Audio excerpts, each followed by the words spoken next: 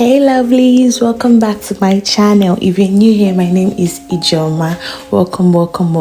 I am a young mom content creator based in UK. So yeah, this is me styling a hair. So in my part one video, I did how I got French coils braiding hair from normal attachment. So you can use your expression braiding hair, lush braiding hair, darling braiding hair to achieve French coils at a cheaper rate. Because if you check the Amazon price, is a bit on the high side, but if you can afford it, go on for it. But if you're my DIY kings and queens, please pop in here, watch the part one video on how you can create your French coils, and then this is the beauty I created from it. So please don't move.